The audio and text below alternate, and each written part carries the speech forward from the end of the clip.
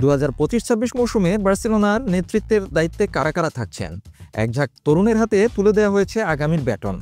2025-26 মৌসুমের জন্য Spanish giant Barcelona তাদের প্রথম সারির অধিনায়কদের নাম ঘোষণা করেছে, যা দলে এক নতুন নেতৃত্বের যুগের সূচনা করেছে। দলের সদস্যদের ভোটের মাধ্যমে এই অধিনায়ক নির্বাচন করা হয়েছে, যেখানে অভিজ্ঞতা ও তারুণ্যের এক দারুণ মিশ্রণ ঘটেছে। এর নেতৃত্বে যেমন আছেন অভিজ্ঞ মার্ক-আন্দ্রে টের স্টেগেন, তেমনই আছেন Ronald Araujo, Frenkie de Jong, Raphinha এবং পেদ্রির মতো তরুণ তুর্কিরা। মার্ক-আন্দ্রে টের স্টেগেন অবিচল প্রহরী ও প্রথম অধিনায়ক। জার্মান গোলরক্ষক মার্ক-আন্দ্রে টের স্টেগেনকে দলের প্রথম অধিনায়ক হিসেবে নির্বাচিত করা হয়েছে।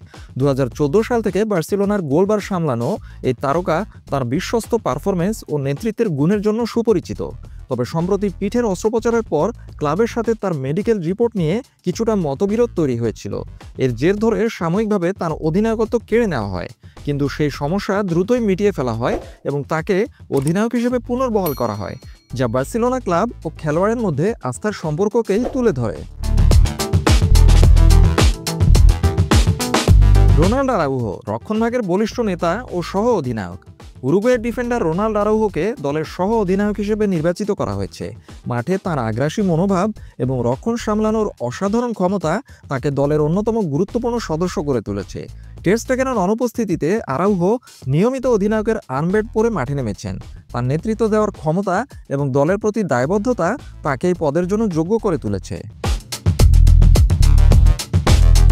ফ্র্যাঙ্কি ডিয়ং মাঝমাঠের ডাচ সেনাপতি। নেদারল্যান্ডের মিডফিল্ডার ফ্র্যাঙ্কি ডিয়ং দলের তৃতীয় অধিনায়ক হিসেবে দায়িত্ব পালন করবেন। 2019 সালে আয়াক্স থেকে বার্সেলোনায় যোগ দেওয়ার পর থেকেই তিনি দলের মাঝমাঠের অন্যতম ভরসা। বল নিয়ন্ত্রণ এবং খেলা তৈরির দক্ষতায় তিনি অনন্য।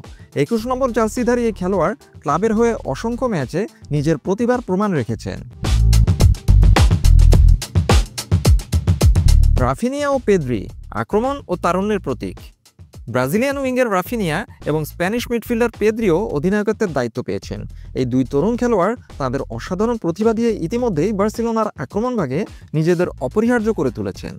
বিশেষ করে পেদ্রি খুব অল্প বয়সেই দলের অন্যতম গুরুত্বপূর্ণ খেলোয়াড় হয়ে উঠেছেন এবং তাকে ভবিষ্যতের তারকা হিসেবে গণ্য করা হয়।